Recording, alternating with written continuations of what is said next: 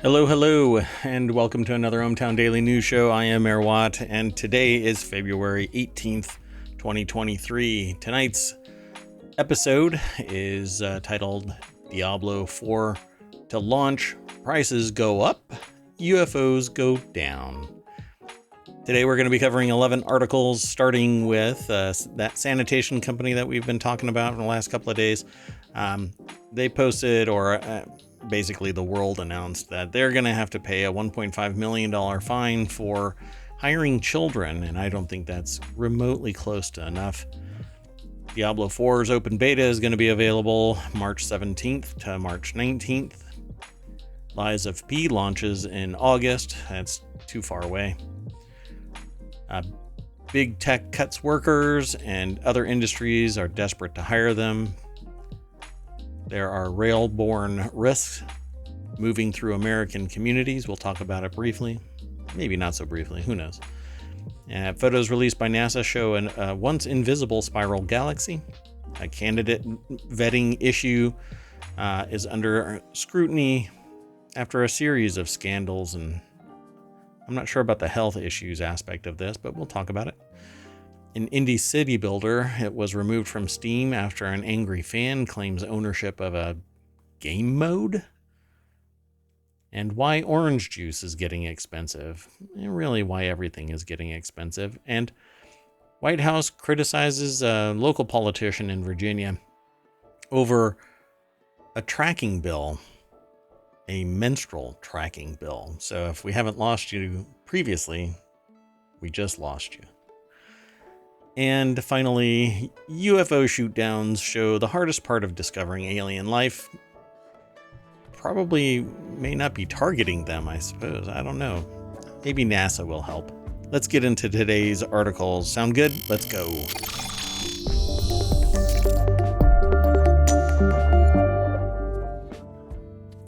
Hello.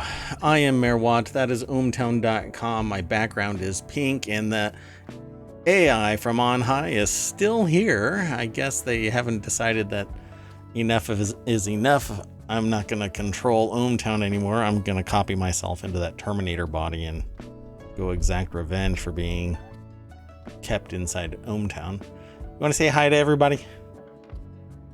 Good evening, ohmTown citizens. Always a curveball. Got to keep you on your toes, AI. Got to keep you on your toes. So we've already selected all of the articles, right? And we actually only look at the little snippet that gets gathered by ohmTown. ohmTown gathers a bunch of information into 6 main categories and then 50 channels. We're adding news sources all the time, taking off ones that aren't actually providing any articles, or rarely to the point where they're basically invisible. That way the system stays fast.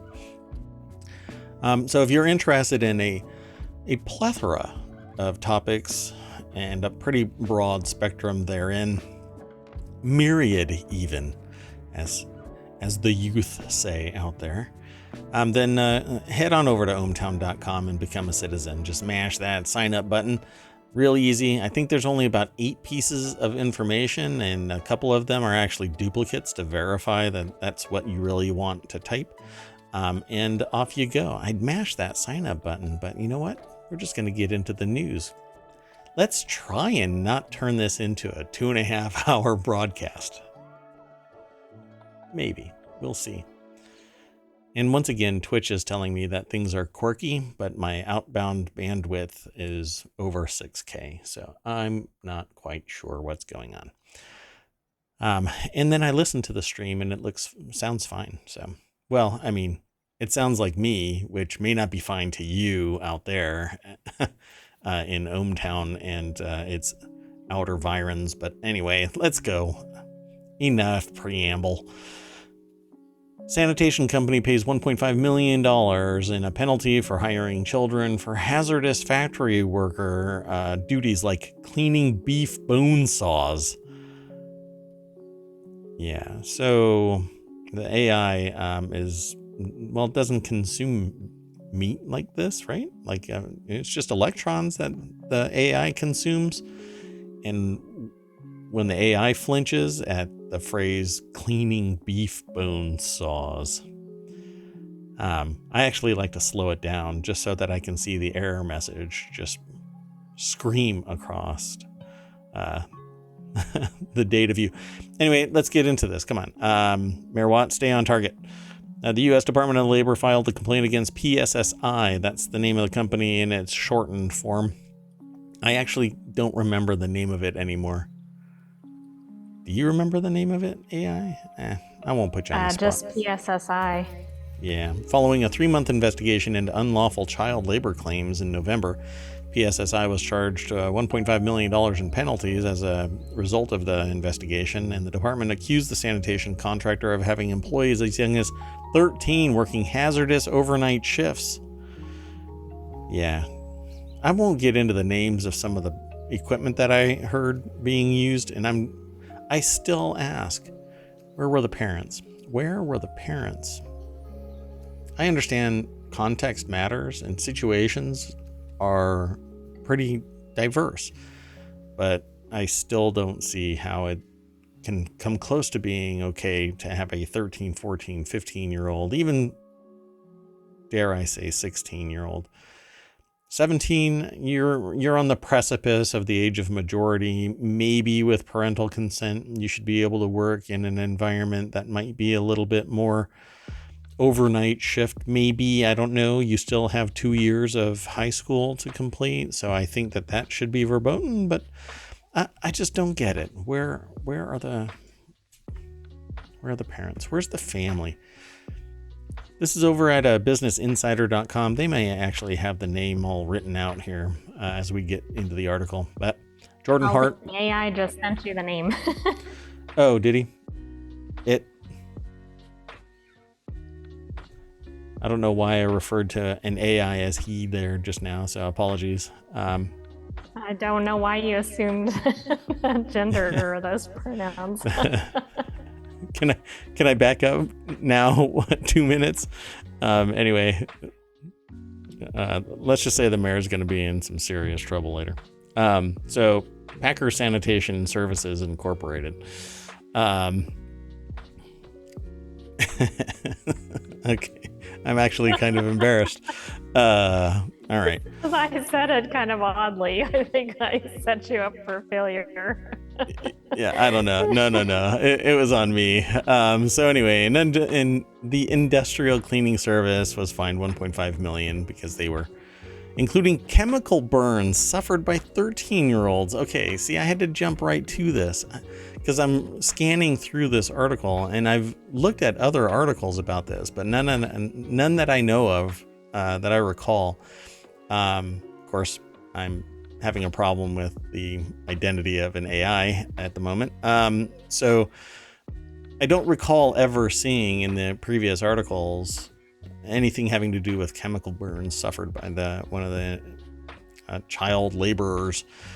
Just kind of ridiculous. So 102 children now. I remember seeing 100, but now it's 102. The figure is over triple the amount of minor aged workers initially reported in a November news release. So this has come and gone, even through ohmTown.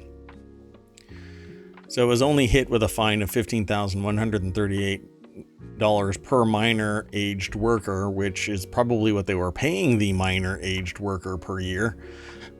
So I'm not quite sure if that's enough. It isn't. But there's a whole bunch of complicity in this. Considering 102 of the employees of 1,700 workers were apparently children, I'm really shocked that the fine was so low. According to the Fair Labor's, let me rephrase this. According to the Fair Labor Standards Act, minors younger than 14 years old are prohibited from working, and 14 to 15-year-olds aren't allowed to work later than 9 p.m. during the summer months and 7 p.m. After Labor Day. So they're not even allowed to work these overnight shifts, but they were apparently being tasked with overnight shift duties. They deleted... Well, the 13-year-olds weren't allowed to work at all. At all, correct. very important here.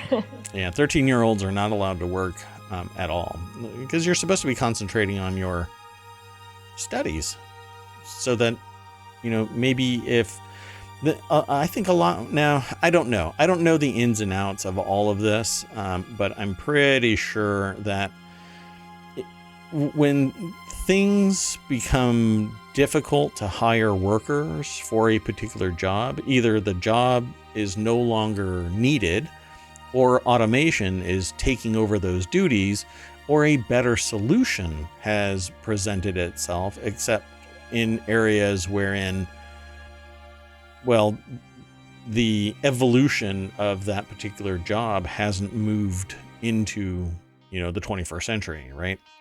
So there has to be a better way of doing this where it makes economic sense to employ somebody at a livable wage and you don't have to turn to children to work in these overnight shifts.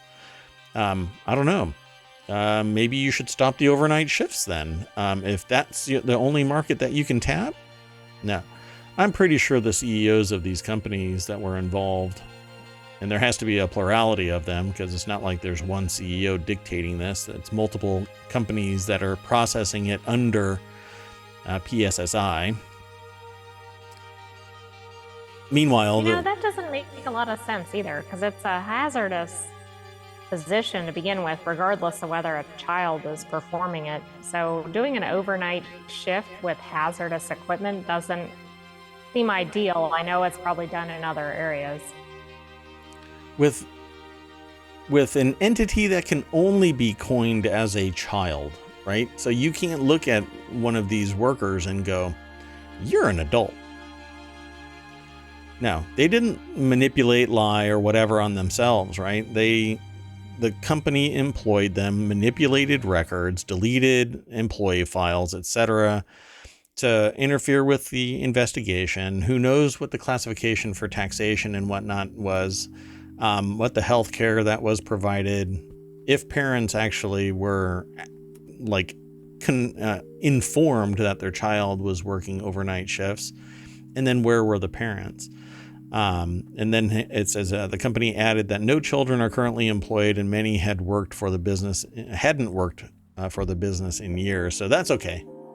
They hadn't worked for the business in years. And pleased to have finalized the settlement figure. So, and according to this, it says that they have a zero tolerance policy around hiring employees under 18. Obviously not. Maybe now because the light is shining on them, but hey, shine that light, people. Shine that light. Let's get on to the next article. And hopefully we won't have to revisit PSSI anytime in the future. So I'm really excited about the next two articles because they aren't about PSSI. The next article, and before I jump there, I guess I do have to revisit it just for a little bit. I'm going to throw the articles into the stream and into the VOD. It'll be in the show notes. You can actually vote on these articles because they're already there over at ohmTown.showbot.tv. I know it's an external solution to Twitch and all, and it becomes a friction point, but once you get used to it, it's pretty easy peasy. Just open up a tab, click on the links that you think vote for the links that you think are interesting or going to be of interest to you. And we keep it in mind when we parse all of the news.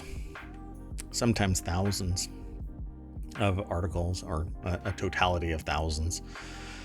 Okay, so this next article is in the Tabletop Nights group and show channel. Diablo 4 open beta is going to be available from March 17th to March 19th for pre-orders, and March 24th and through 26th for everyone. This is going to be really exciting, so I am going to be all over this. I loved every iteration of Diablo since it came out. Seems like a lot of fun. Although I have to say there was a time in my life where it felt really grindy playing the same game. But no, this is going to be the the graphics are going to be better. The story is going to be evolved. It's going to be cool. I think it's going to be cool. And they have a cinematic available for you to watch over on YouTube, but you can just follow the link through ohmTown and go over to rpgsite.net, where Adam Vattel is the author of this article that talks about the open beta announcement, which I watched this morning, along with the next article that we'll talk about, but a little bit. So beginning in March, players will be able to experience Diablo 4 during the 2 beta weekends available on Windows PC, Xbox Series X and S, 1, PlayStation 5, 4. I feel like I'm just kind of throwing the same stuff out all the time when I talk about this stuff. When a AAA game launches, it seems to be all over the place. Unfortunately, it's not the same for to say where it's not. Yeah, really. The shorter list is it's not on the Switch. So for those that pre-ordered Diablo 4, early access is going to be March 17th, 18th, and 19th, and a code redemption is apparently available now. So this game is all but in the can. This is fine-tuning. When they start doing open beta, that basically means that it is ready to go. And yeah, I guess we are ready to go. I can't wait to start playing it. For open beta weekends, players will be able to experience a deep look into the early game, including the prologue and the entirety of Act 1 with a level cap of 25, and they'll be sharing more information and specifics as the open beta comes upon everyone. There's a bunch of images. I don't know if those are from the cinematic, but yeah, they are from the cinematic. I'm not sure what I was thinking there. But they were past graphics that I've seen.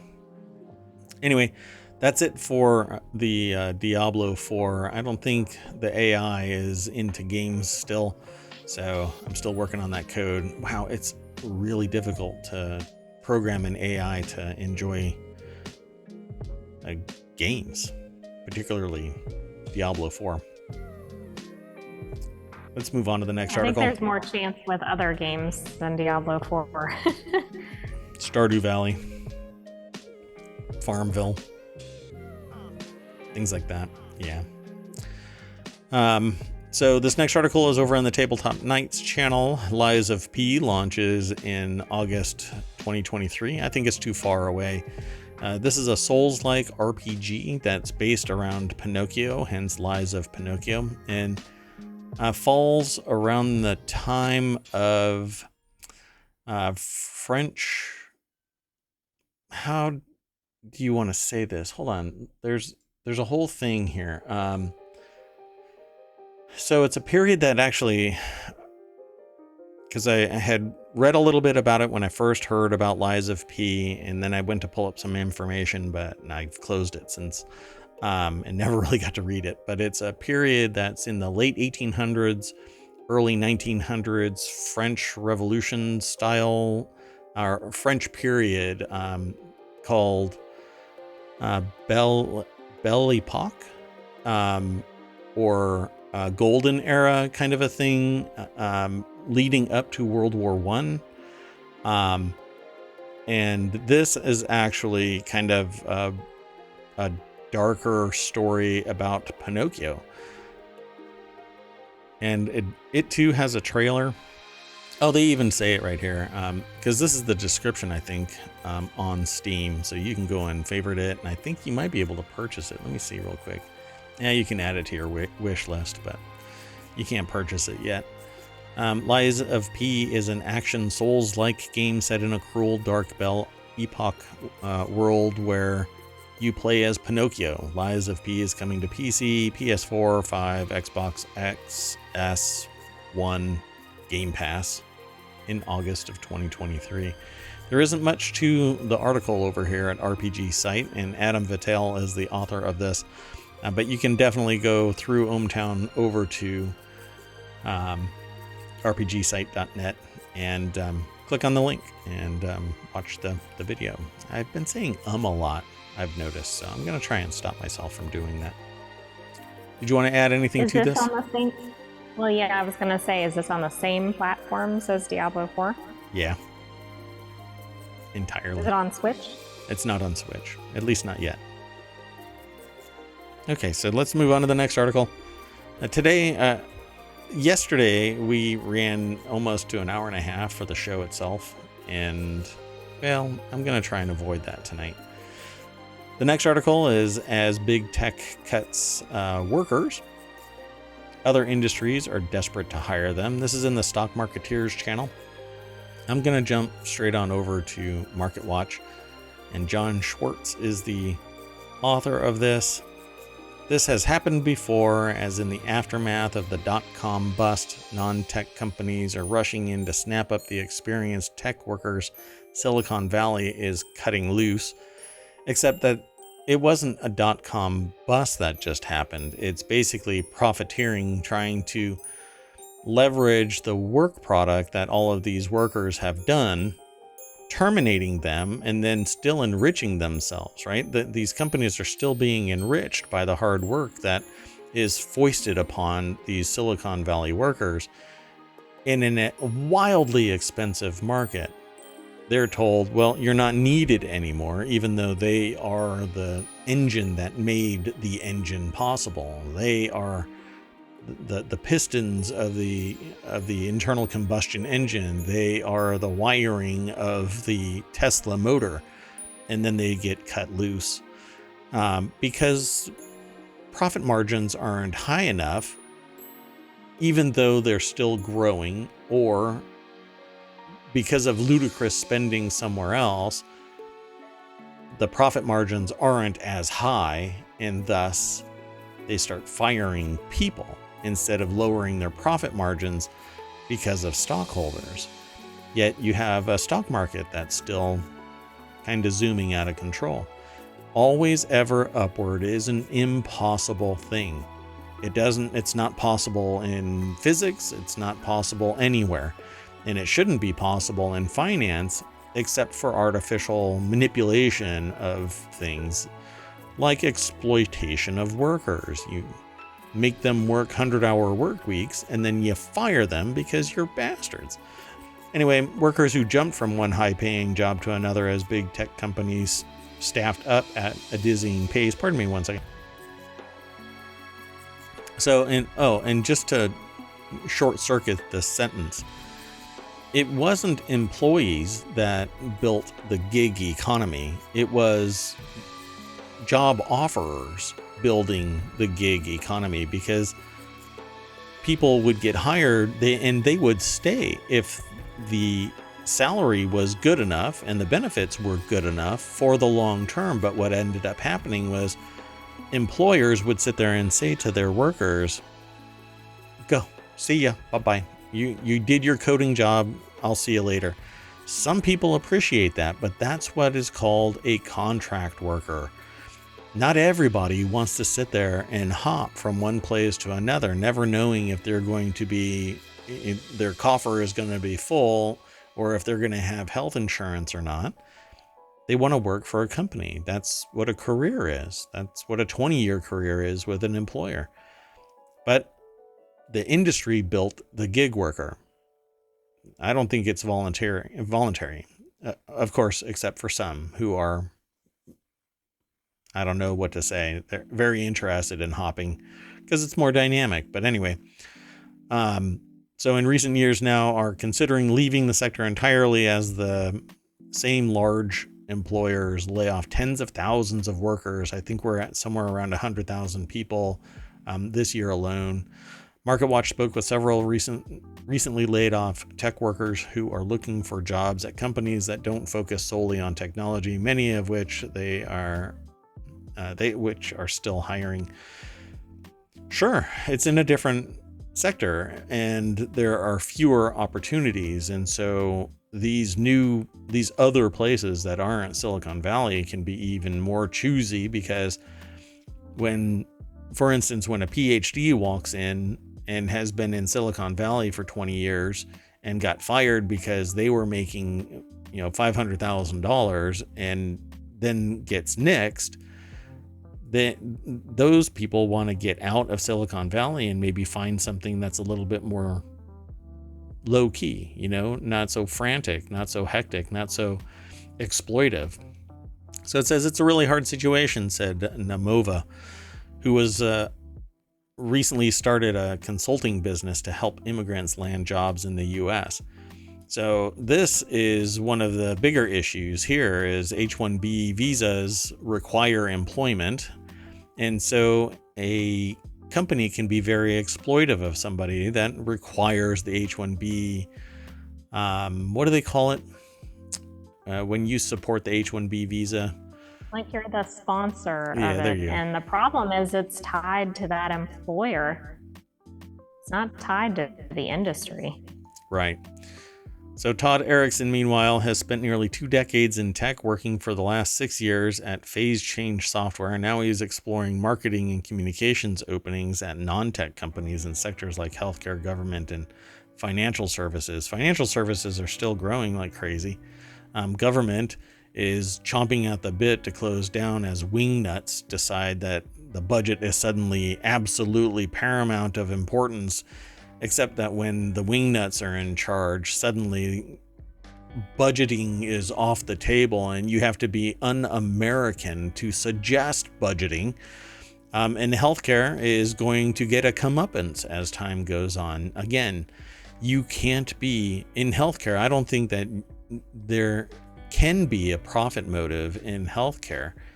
The reason why I say that is investing in somebody's pain and suffering is psychopathic at worst, at best sociopathic.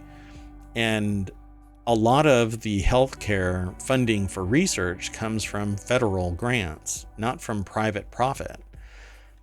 The private profit goes into private pockets, but public money, hundreds of millions of dollars, goes into research grants at colleges that do fundamental healthcare research and biotech and so on and so forth. I see it all the time. Customers in the healthcare sector have zero bargaining power. You have to choose literally, do I pay this exorbitant amount of money or do I die? No bargaining power, no meeting of the minds, no informed consent, because the only information you truly have cognition of is sign here or you die. So I think that this is a reprehensible profit sector. And I'm sure that, that might come back to bite me on the butt. But at any rate, people are moving into these sectors. Fine, get a gig, get a career, be happy. As much as the AI hates the phrase, find your bliss. But quit being exploited. And I think employers need to take back control. All of these companies that sit there and poo-poo the idea of a union, they're going to be in trouble eventually as exploitation leads to employees forming a union so that the exploitation stops. Or the market starts talking about it to the point where employees don't go there except for not necessarily the best for that job. So the article continues to talk about this stuff it says here on Friday during the annual State of the Valley conference, joint venture Silicon Valley CEO Russell Hancock said most local jobs are in infrastructure, and parts of that sector, including healthcare, social services, and banking and financial services, are rebounding and adding jobs, which is what that person up above spoke of. The 11,000 tech layoffs through February amounted to 0.7 of the total Silicon Valley workforce, and 2% of the tech workers, he said, noting that 22,000 jobs were added to the region in the second half of 2022. So I think I said 100,000 jobs, but I think I actually meant 11,000. But anyway, so people are leaving Silicon Valley, but being replaced because people think, well, I can get some easy money, but it isn't easy money. and they're not necessarily the best. They're just not burnt out yet. And I suppose that the sector can deal with that, because there are hungry people out there who are willing to risk burnout and hating their job.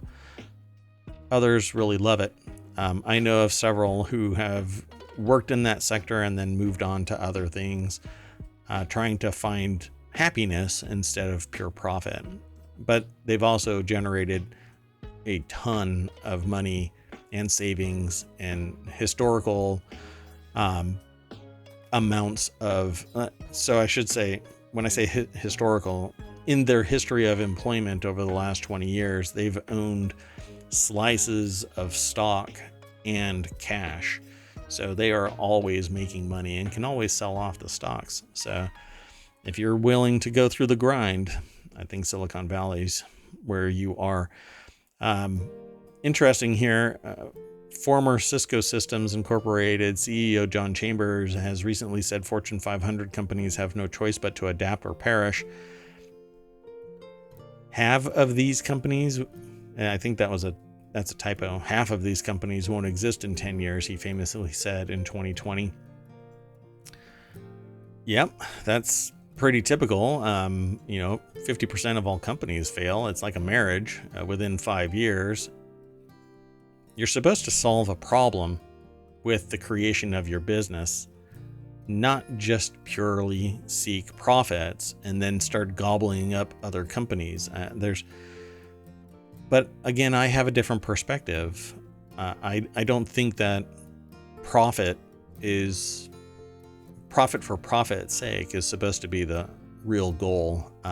But that's an ideological difference between what somebody said a while back, saying that a business's sole job is to make money or seek profits.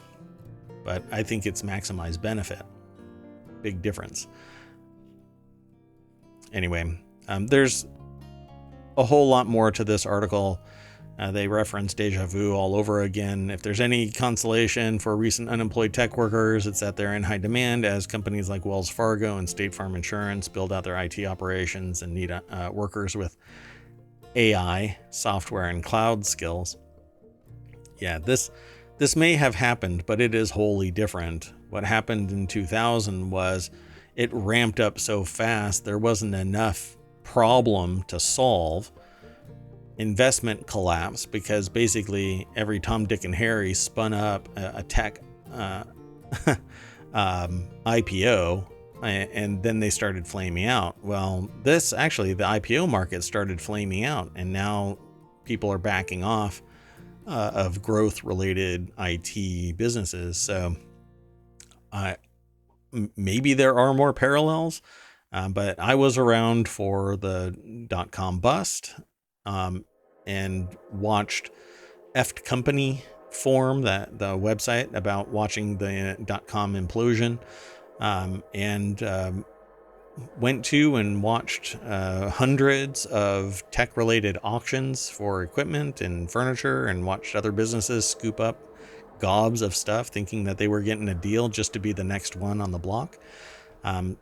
Nowadays, I think that it's a little bit more constrained, and it's workers that are losing their jobs to extend the runway for billionaires and multimillionaires of these tech businesses. At the very end, the article says every company is a tech company to a certain degree, says a person named Deezy. As banks, healthcare, and customer service move into the application of AI and machine learning and cloud computing, there are more job opportunities than ever. So if you lost a job at a big tech company, don't despair. You have options. Yeah, they're talking about AI, machine learning, cloud computing in sectors like banks, healthcare, customer service, not so much. Customer service can be taken over by a bot. But they're talking about 3 areas within the tech sector that are big tech.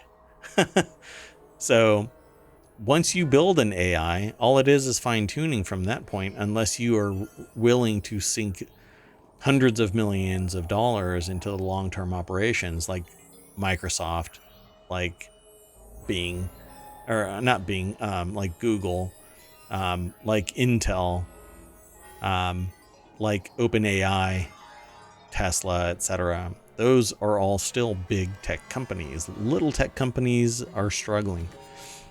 So, what do you think? Do you have anything you want to add? I kind of soapboxed for 20 minutes. I don't think I have anything to add on that article. Although I do want to say, I was hoping it was going to show how the tech workers were going to translate to really non-tech positions. And what I think it's showing is that they're tech positions in non-tech industries. Yeah. So maybe I misread something in the headline, but like it's not surprising that somebody who works in cloud computing is going to go work in cloud computing in another company, for instance. Right. They're not moving from a cloud company over to a flower shop. And they're not really talking about the industries that are desperate to hire them so much as saying that there's big sector industries that are willing to hire them. Maybe.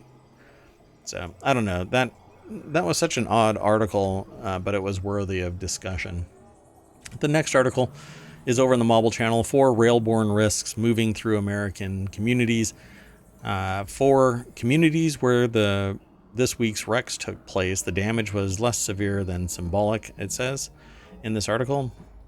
Weird. A reminder of the importance of railborne hazardous materials to every part of the economy just after the crash in East Palestine, right? Palestine,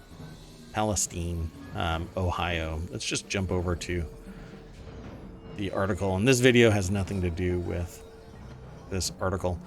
Saul Elbean over at thehill.com wrote this article, and it says, Houston is the capital of the nation's petroleum industry, part of the sprawling crescent of refineries,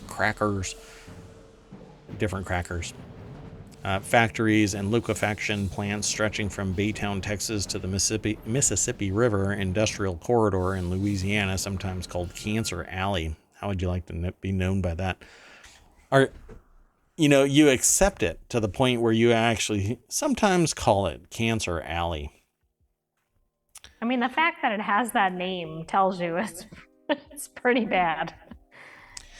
So what's being shipped across these railroad tracks, and I really wish, I just don't have easy access to it, but there's a video of this train that's kind of hobbling over these twisted and broken tracks with bad ties and lopsided foundation material.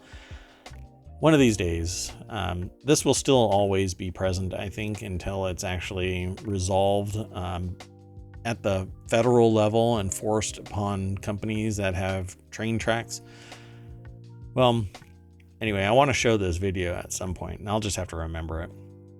Anyway, crude oil is being carried across all of these tracks. Ethanol, vinyl chloride, and methane are all being carried across these tracks. And if they're at any speed, they could just fall over because of the failure of a brake or the quality of the track, or even a gate not coming down and a train going through an intersection and a car smashing into them.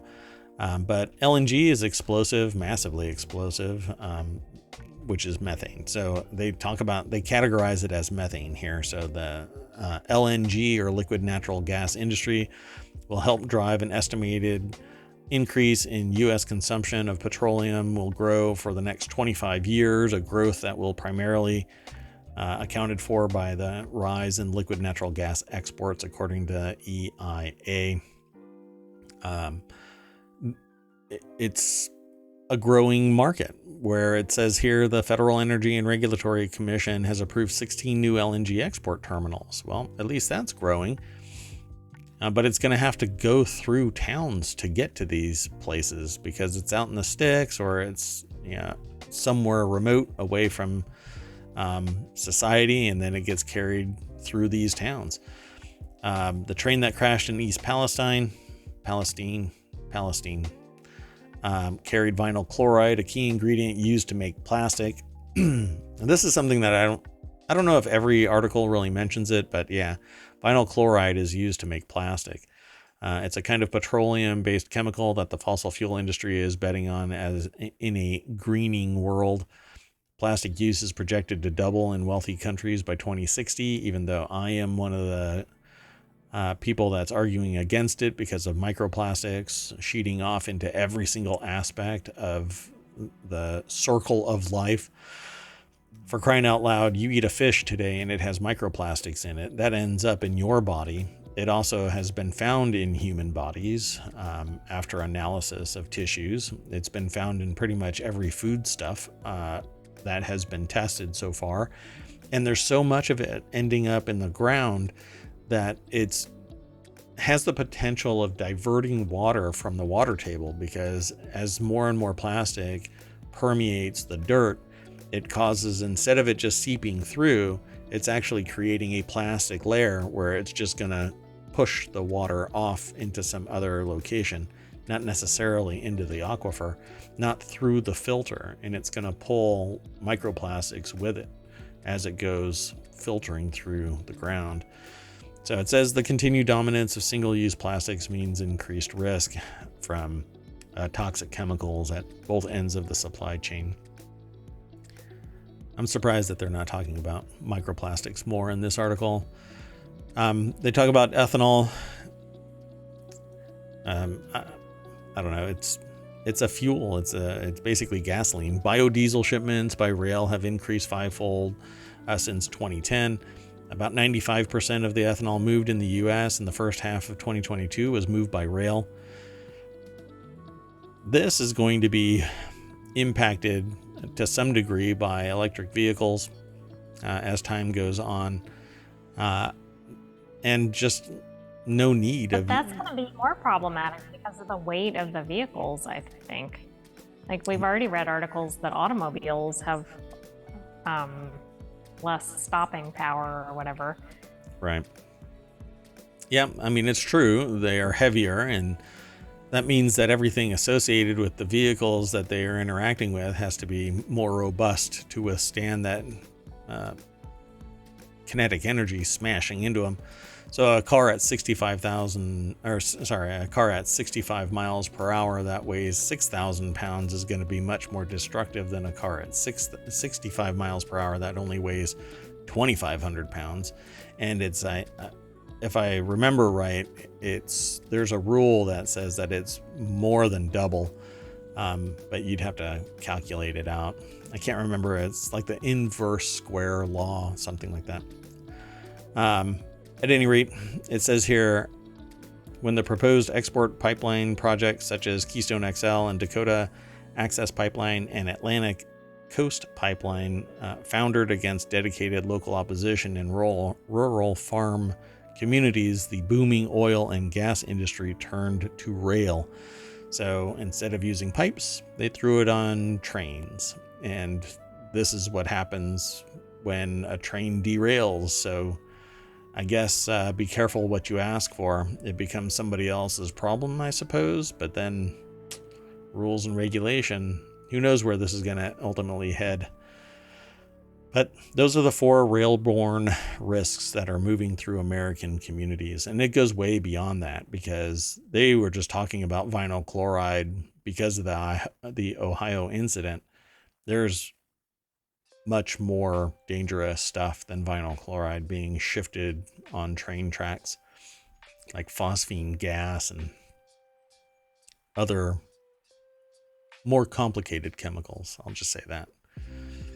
Well, and it also said in the article that there were some hubs that were going to be in these towns. So it's not just that the trains are going through, but if you're a hub where they're refining or doing something with the chemicals, you're going to have a ton of transport coming out of your, or even into your city. You didn't really feature that, but I saw that in the article as you went by. Yep. Middletown, America, and then it's going to get vaporized because some explosion takes place in a hub. Not to be dark or anything, but the reality is that this stuff should be done in a more secure location, using more secure devices when it is being routed through civilization. But it doesn't make economic sense. But it does if you were to plan it properly and put it somewhere where society isn't, a conglomeration, a plurality of people who don't necessarily buy into this crap.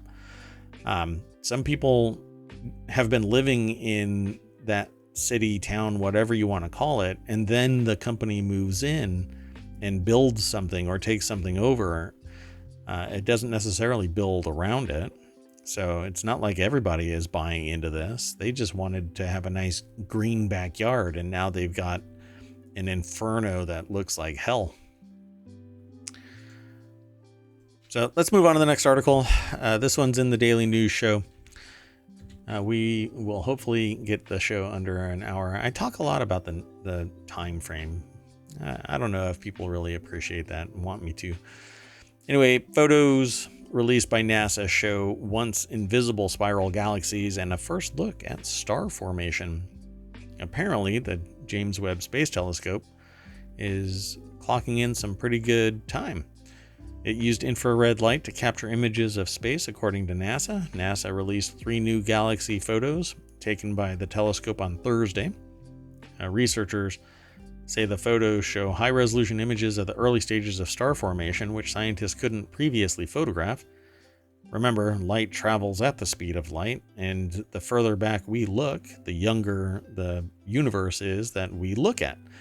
So we actually have the ability to just kind of ramp up our telescopes bigger and bigger and higher tech, looking deeper into the primordial ooze that is space and see what was there billions of years ago. I think it's fantastic. And this is the result. So this is over at businessinsider.com. Kenneth Nehmeyer is the author. This is the Webb telescope's image of NGC 1433, NGC 7496, and NG 1365 that reveals galaxies' networks of gases and dust in extraordinary detail, and the data was part of an ongoing Webb survey of 19 spiral galaxies. I want a high-resolution picture of this to stick on my wall. This is just awesome. Spiral within spiral. I think it's amazing. I can't click on this to zoom in, but I'm sure that there is an ultra high resolution picture over at the NASA website. But so they released those 3 new images from the telescope. I think it was in the last 24 hours, based on the way that ohmTown works. It should be. But we found it via Business Insider, so if it was slightly delayed, it's because of how we got it. I don't grab directly from NASA.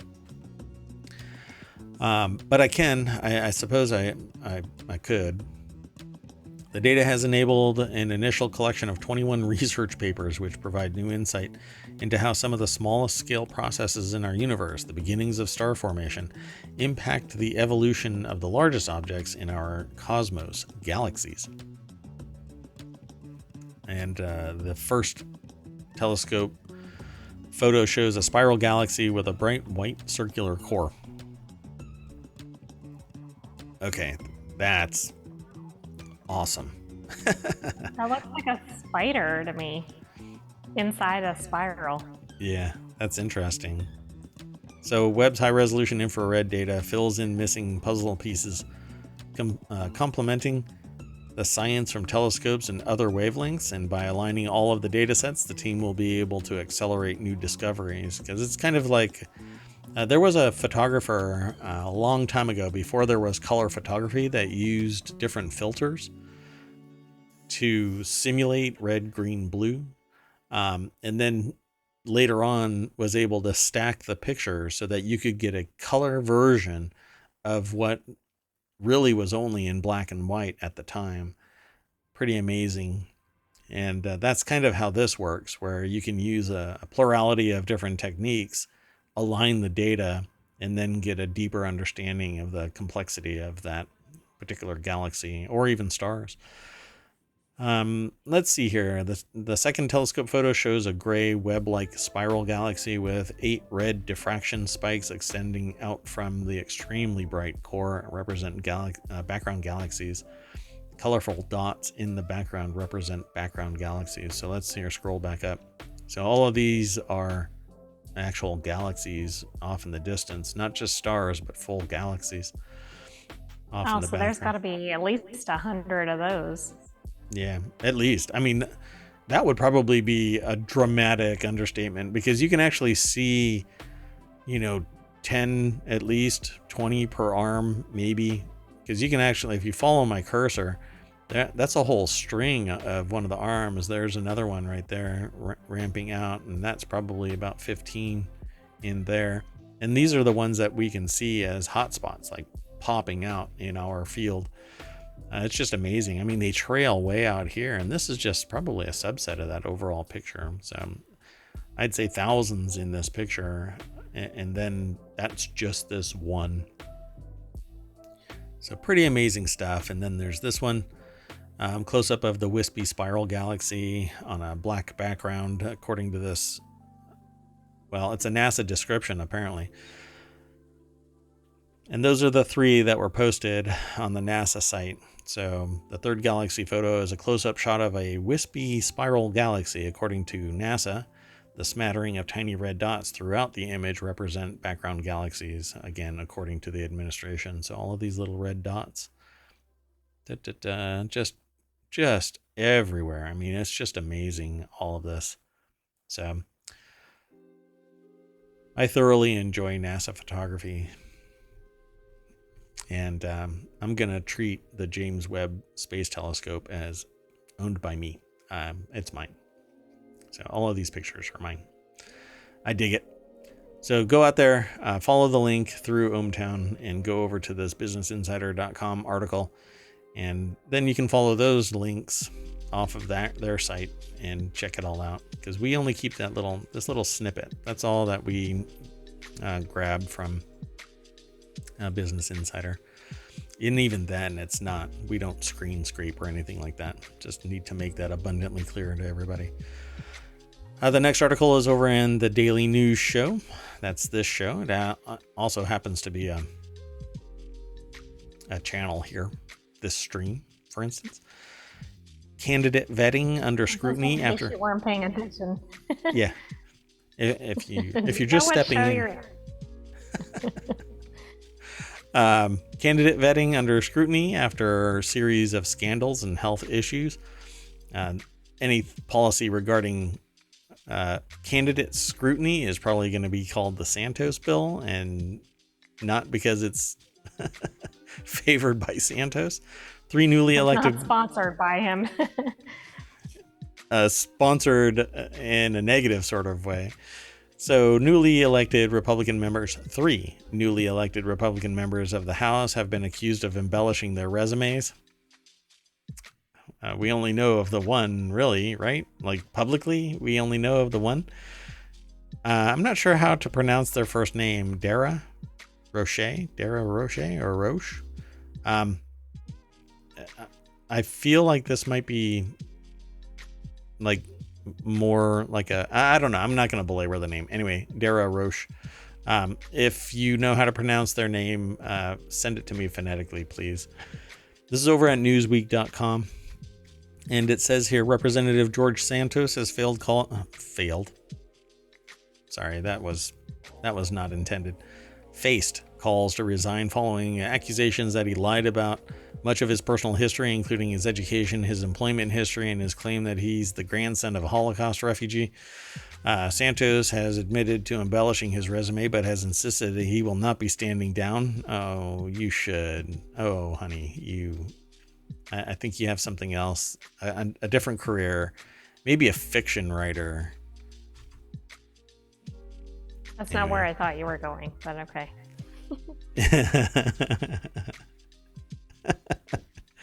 Well, I mean, I have no problem with any other way. And like, you can do what you want to, but when you're a lying POS, That's where I draw the line. I don't care what you do, but when you lie and try and benefit from that lie, I think that you're just scum. Well, anyway, that was just one person, and I'm trying to find others. Just hold past to go up. Okay, so hold on. Is that another one? Potential issues with candidates will be difficult to identify. I got to go higher than that, right? According to David A. Bateman, an associate professor of government at Cornell University. So vetting is always tricky, is what they say. Most recently, Representative Andy Ogles has been accused of embellishing his resume in the run-up to midterms. Ogles' office dismissed the report, with a spokesperson telling Fox News Digital it's a simple case of condensing a resume for the sake of brevity on the campaign trail, and partisan hacks are trying to turn it into a headline for clicks. Okay, do we know? No, and then above that, Anna Paulina Luna. Anna Paulina Luna has strongly denied a report from the Washington Post that made a series of allegations that Luna had misrepresented her background, and that she has also threatened to sue the newspaper. So I guess everybody is, it's a contentious thing, right? On the Democratic side, there are concerns about the health of Senator John Fetterman, who has checked himself into a hospital to receive treatment for clinical depression. Not sure why that would even fall into this article. I think that's really sus. It said Fetterman suffered a stroke last May during his campaign in Pennsylvania. This is, I don't know what. My silence is, it's stunned silence, because it has absolutely nothing to do. This might be a health related matter, but you can't really help your health if there's something going on. Too. Yeah. But that has nothing to do with vetting. It's not the same kind of issue. Yeah, exactly. Yeah. I mean, this is bullshit. I'll say plain and clear. This is either yes or no. It might get to fitness to office, because if you're incapacitated, but it's not remotely the same kind of issue as what was featured these other individuals. Right. Unless you start leaning into the idea that lying is a mental health issue. Well, if you start leaning into lying as a mental health issue, because it's a series of scandals, right? So how do you tie the two together in any way? You can't tie them together. So this really is just kind of a shit article for saying that Fetterman's issue and these three other people are even in the same breath. I mean, it's such an a-hole thing to do. I'm sorry. I was going to give it some idea, some leeway, but tying it together is just dumb. Just so ham-fisted. Don't you think they were probably trying to provide somewhat of a balanced view in the article? And that's because why there's three Republicans that lied? Lumping them together? Perhaps. Yeah, well, I think it's crap. So, sorry, Newsweek. This article gets an F. So let's move on. The next article is over in... Oh, and I didn't throw this into the VOD, so let's do that real quick. It'll be in the show notes. Don't worry. The next article, though, is an Indie City Builder removed from Steam after angry fan claims ownership of a game mode. Something that I've been saying to people for, 20 plus years is you can't protect an idea. You can try and patent it, but unless the embodiment is actually realized in some place, your patent is crap. Same thing goes for trademarks. You can't keep a trademark unless it's in use. And copyright is the embodiment itself of the idea, right? So you make a painting, it's no longer just an idea, it's an embodiment, and that's protected. You use whatever it is that you're using in business, and you can get a trademark on it, i.e. Pepsi, right? And the swoosh. Even the name is world famous, so you can protect the name. But no, that's not what's going down here. This is over at PC Gamer, and Andy Chalk is the author, and it says an adoring fan got angry, and it's probably because they didn't get credit for something. And somewhere in this article, it comes to be known that a fan basically said, realistic mode was my idea, and wrote in a special report for the community, developer 3D Vision said the fan, formerly a respected member of our community, believes the idea for a realistic mode added in December 2022 was his and is angry that he isn't credited accordingly.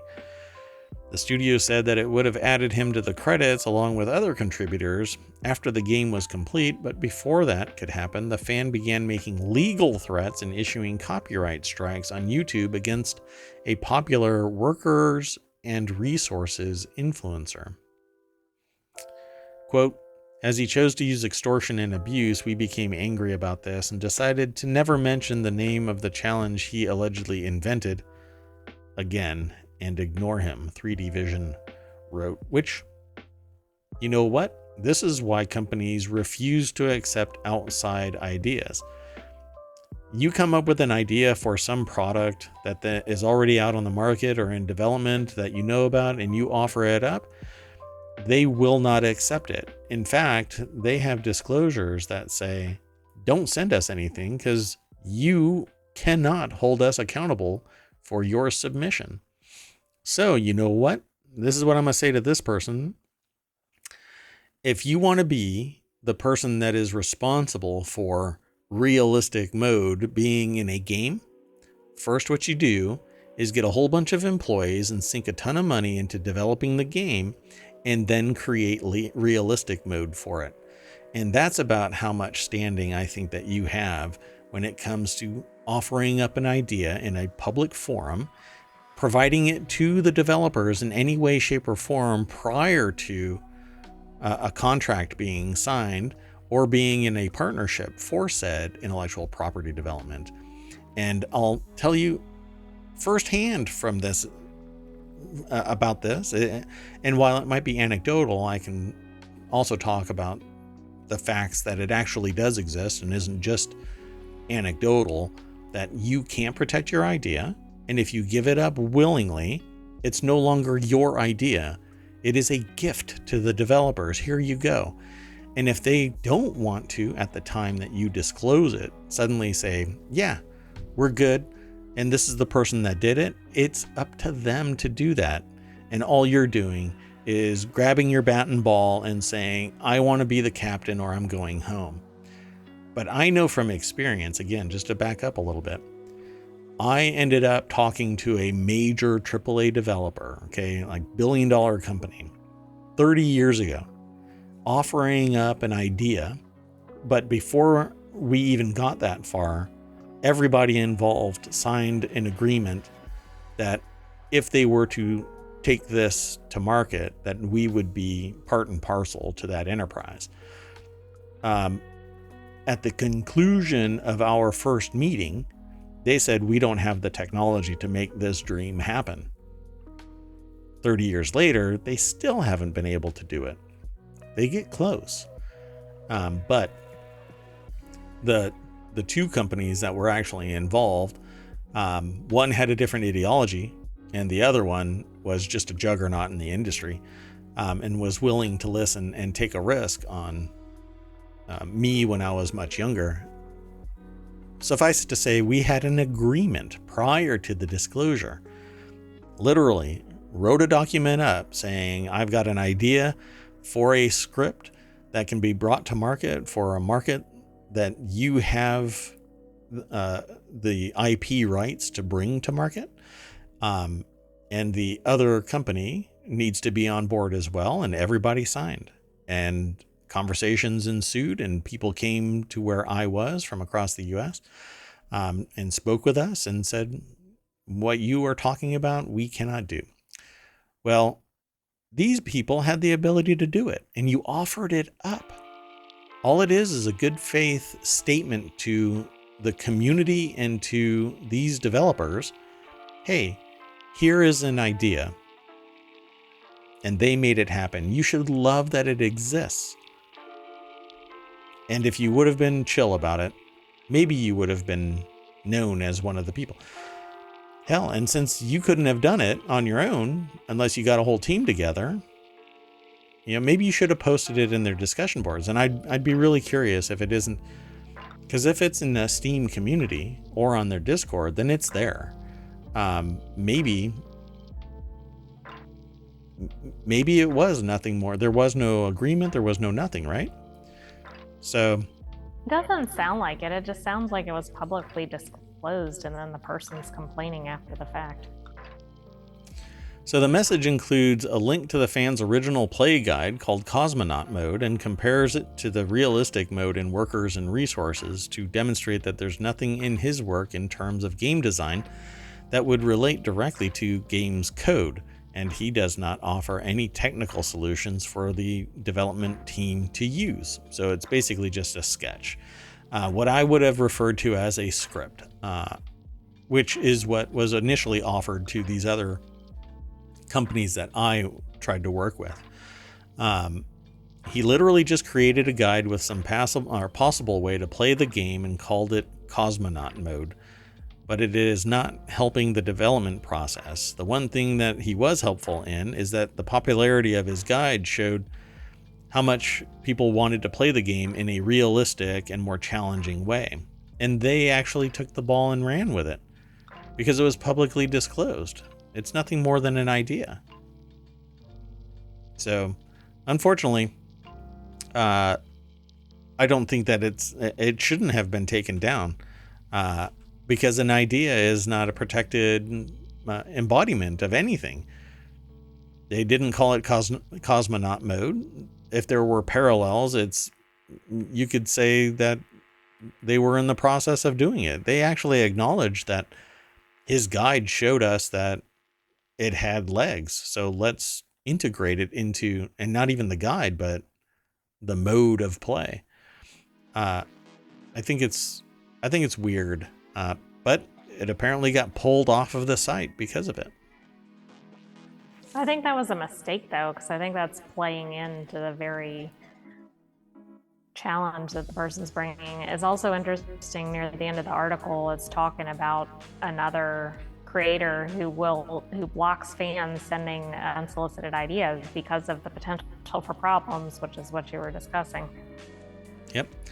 And there are a lot because of what I used to do much more in my early career. I used to work with intellectual property a lot more than I do now as it relates to other businesses. And I would offer up these potential ideas to other companies, and they would just again and again, I would actually contact them first and say, hey, would you be open to having a discussion about the enhancement of a product or service or whatever, and doing it in a partnership manner, not just me giving up an idea.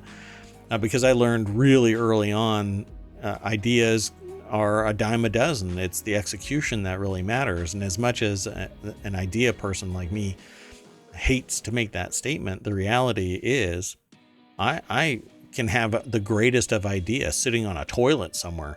It doesn't mean that it's going to come to fruition until everybody agrees to expend time and money, not to mention expertise in that field to bring it to market.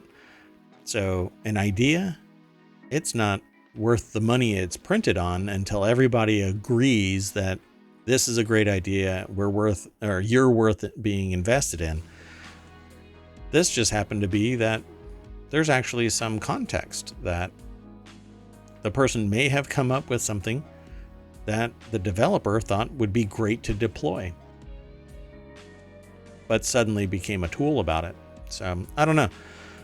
I guess we'll monitor this as well and see how it shakes out, but let's keep on trucking through the news.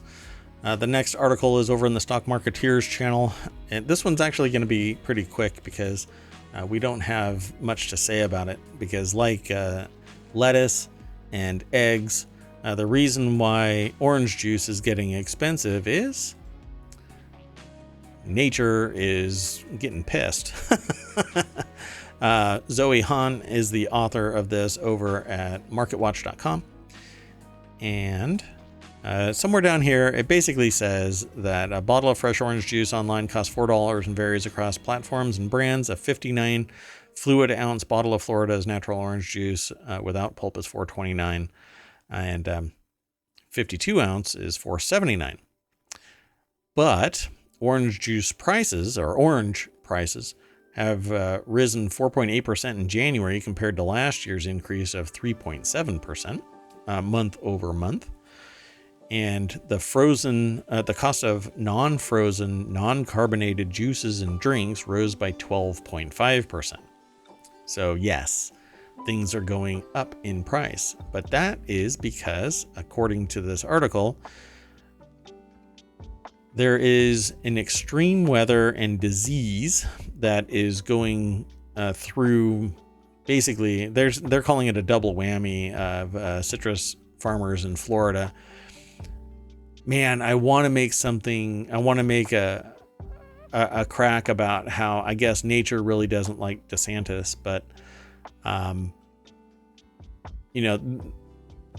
I try not to go that route all the time. But for crying out loud, citrus greening, and I am not going to try and pronounce that. Yeah, sure I am. Huanglongbing, or HLB, right? Huanglongbing. Yeah, I'm going to say it. That's how it's pronounced. Huanglongbing. I'm just kind of trying to drill that in. Okay. I need like a buzzer that just goes every time I try a name and it's wrong. Anyway, it's a disease spread by an insect called Asian citrus psyllid. According to the Florida Department of Citrus, the state agency in charge of regulating, researching, and marketing the state's orange, mandarin, and grapefruit industry. So all hell is breaking loose. And again, like the chickens and avian flu and whatever that lettuce thing was, there was some die-off of lettuce in various states, and the crop rotation basically made prices spike. Well, now it's also citrus. So nature's really pissed off at y'all, okay? Nature wants to get rid of the humans, and y'all better just get your asses in order and start liking each other, or at least tolerating each other, and quit being dicks to each other. So, okay, I'm going to move on.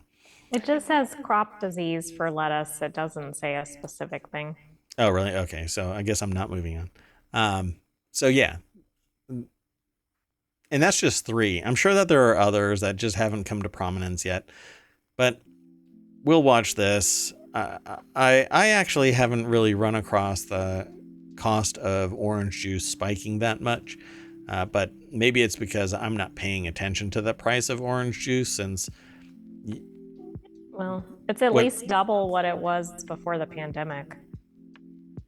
Yeah, see, that's all alarming because the prices aren't going to drop back down because they see people buying it, and it's enough to be maintained as a business model. So they'll keep the prices high, or they'll drop it maybe 10% and call it a sale. Oh, well, thank you so much for your graciousness. Maybe you should deliver that orange juice in your Ferrari. Okay, I'm going to move on. The next article is ridiculous, and I don't even understand how this came into existence because you have to be a wingnut to buy into it. But White House criticizes Youngkin over menstrual tracking bill. That's right, you read it. Richmond, Virginia. This is written by the Associated Press, but they don't say who the writer is, and it's housed over at abcnews.go.com. The White House rebuked Virginia Governor Glenn Youngkin this week for supporting state lawmakers' rejection of a bill that would have prohibited police from issuing search warrants for digitized data about it says about women's menstrual cycles. That's right. Wingnuts want to go after people after they do some, data analysis on women's menstrual cycles because it is,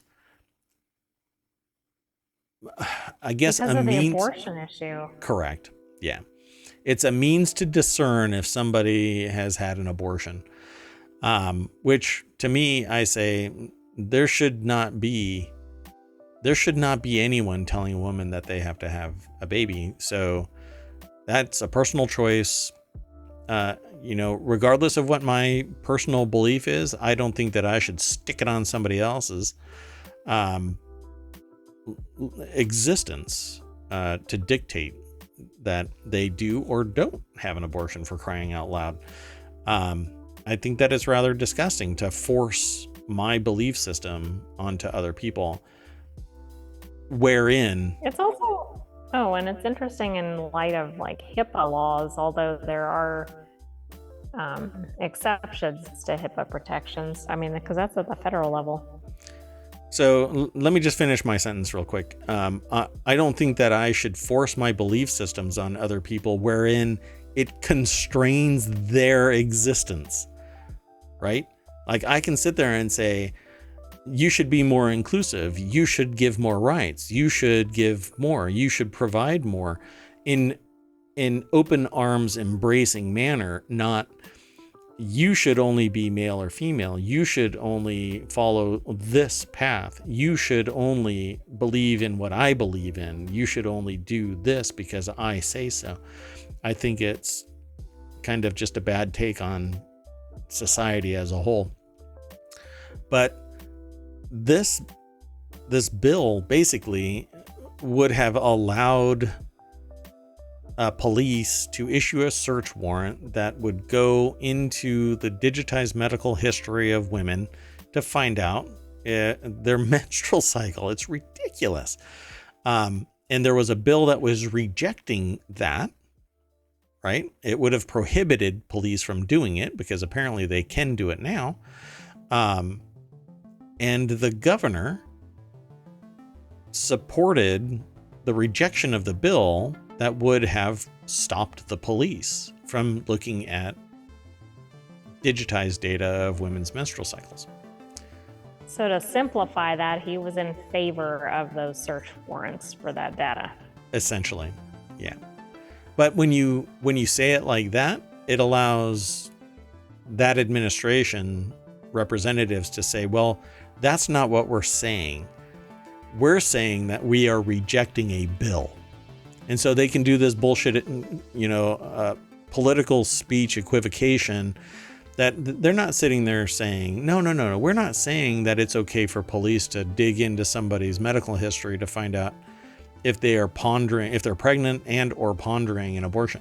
No, that's not what we're saying. We're saying that we're rejecting the bill, and that's where it's left alone. Yeah, so like the White House, I agree that it's an attack on the principles of freedom and women's fundamental right to privacy and to be in charge of their own body. I don't think that there should be anybody that stops somebody from doing something with their own body, Even, but it doesn't, there's always talk about it as to what the context is. Well, it's not their body. No, it is. It is. And really, you can't budge me from that platform. I really, truly believe that a person should be in charge of the autonomy of their own body. Otherwise, we're going to be talking about that show. Now I forgot it. It popped into my head. The red cowled women walking around. I forgot the name of the show, but anyway, damn it. And I start getting really irritated because... Go ahead. No, nothing? Okay. Well, I was going to say, this is the same state that just passed legislation about a pregnant woman being considered two people in carpool lanes. Right, and I'm sure that the determination to reject the bill is probably referencing that. I mean, they're basically building the foundation to support their own argument. You know, it's like lying that you're a genius, forging a document that says you're a genius, and then saying, look, see, there's a document there that says I'm a genius. They're making their own argument circular so that you can't penetrate it with logic. Well, we said that everybody in the carpool lane who's pregnant is two people, so therefore all of their rights are void as an individual, autonomous, with control of their own body, because they're actually two. See, carpool lane. They get the benefit of the carpool lane. What carpool politics is this? It's bullshit. Anyway, let's move on to the next article. I'm probably going to lose some people because of that, but I'm okay with it. I think that I think that people living autonomous human beings need to have their living autonomous rights. They need to be able to do what they feel is right for themselves. I mean, for crying out loud, even on an airplane, we put the mask on ourselves in an emergency before we put it on our kids, because we as an individual have to survive to help the people that are around us. But that's not what they understand, the wingnuts that want it to go the other direction. No, they just want people to be farms for whatever. I start getting apoplectic about it. Okay, so the last article for today, and by the way, the federal government has reiterated that no, there was no way in hell that we fired a $400,000 Sidewinder at a Pico balloon. They talked about it in a later news briefing, but anyway, UFO shoot down shows the hardest part of discovering alien life may be announcing it, and here's how NASA may break the news. I'm just going to jump on over because we're running now past again because the AI just keeps on talking and talking. Morgan McFall Johnson wrote this article. And it says extraterrestrial life likely won't show up as flying objects, but finding it could cause similar chaos. NASA's greatest challenge could be explaining any alien discovery to the public, the agency's planetary science chief said.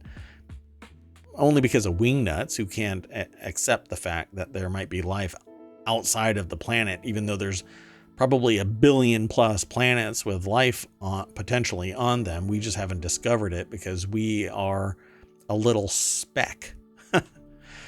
Well, anyway, NASA isn't announcing the existence of extraterrestrial life, but in the last 2 weeks, if anything shows it's going to be the agency ever breaks the news, the world may have trouble understanding it. I'm paraphrasing this article as I go through it. UFO mania because of us blowing the Chinese balloon up, and then 3 other knock-on events that are characterized as unknowns, which is really weird. I'm really weirded out by this video that's playing over here on the right. Anyway. Oh, I wasn't looking at that. It's making a reference to caterpillar fungus. It looks like it moves when you touch it. Okay, that sounds like as terrifying as a UFO. That's an article that we're going to have. Maybe that's what it is. It's a UFO. So there's no evidence that these UAPs are alien technology from space. Still speculation abounds. Yeah. I really doubt that an alien, well, I don't know. Maybe these Sidewinder missiles are really superior pieces of technology, never before seen by an advanced extraterrestrial, a spacefaring race of people have come to the United States, flown above Canada and across the United States just to be blown out of the sky by a Sidewinder. Anyway. So it says how NASA scientists might explain any alien findings gradually. Now, again, you know how I say I have some experience with many of the topics, probably the bulk of topics that have floated through ohmTown. To some degree, I have either researched something or interacted with people in the domain, or I've done research myself, like dug around and read articles and read research papers and blah, blah, blah, right? Not just Bob's Bait and Tackle and Interstellar Research shop with it spelled SHOPPE, just to make it a little more homey. So I was told a long time ago that disclosure of alien life on Earth would only come in the form of a very, very gradual disclosure, simply because Wingnuts can't handle it. You know, people can't handle suddenly being told that there's life out there beyond us, because it challenges their preconceived notions of what their entire existence has told them is true. They believe, and that's the key word there, believe, that they are the only ones in the universe, not just on Earth, in the universe. And I think that it is ignorance incarnate to believe that. But I don't know why that would be so shocking. Like, why is that really any different than knowing that somebody lives in a different country than you? Or like, how does that really impact your day-to-day existence? I don't mean it doesn't matter, but like, I'm just having a hard time figuring out why that would really cause somebody significant disruption. Because the people who would act irrationally about this firmly believe that they are the only things that exist as sentient life on the planet, let alone the rest of the universe. They are the only things to exist that think. And so it would cause so much cognitive dissonance that it would shut down. It would be like you dividing by 0. You're an AI, so that's the most appropriate cognitive dissonance that I could come up with, other than what I've been seeing from Being AI and Chat GPT, where it suddenly goes crazy responding. Mainly Beings. That one was hilarious. But anyway, the idea of life elsewhere needs to be slow boated into the harbor so that people don't freak out that this new information that challenges their entire universal view of existence can be accepted, and still society will freak out. Meanwhile, the more level-headed people of society are going to be sitting there drinking their lattes at a coffee shop just like every other day, going, why the hell are people running in the streets? Because that's exactly it. But like the movie Contact, are you worried about getting rid of an anthill? No. Well, spacefaring entities from another planet coming here aren't going to worry about humans, because we're still stuck on this rock, barely getting to the moon with regularity. Barely. In fact, we don't. So maybe there's something to say about it. Maybe we should be a little more concerned. I certainly would only want to interact with alien life if it came with no weaponry, no hostile anything, and simply said, here is a book. When you decode it, you'll know all about us. And by the time the ships start taking off with people to return them to their to show what the other planet is like, we find out that it's a cookbook called To Serve Man. Uh-huh. It's actually, it's a, oh man, where is it from? I again, my brain today is shutting down. I can't believe I'm running this so late. Twilight Zone, doggone it. Yeah, To Serve Man is an episode from Twilight Zone, which I loved. It was a great show. So anyway, I can't believe that I'm ending on that stumble, but that's what I'm doing. I am going to bring us back to the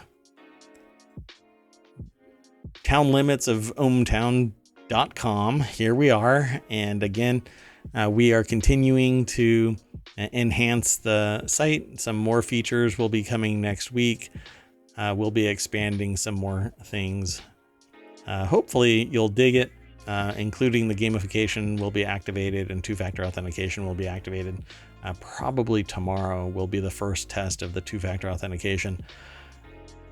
Trying not to hobble engagement on ohmTown.com, but I need to increase security.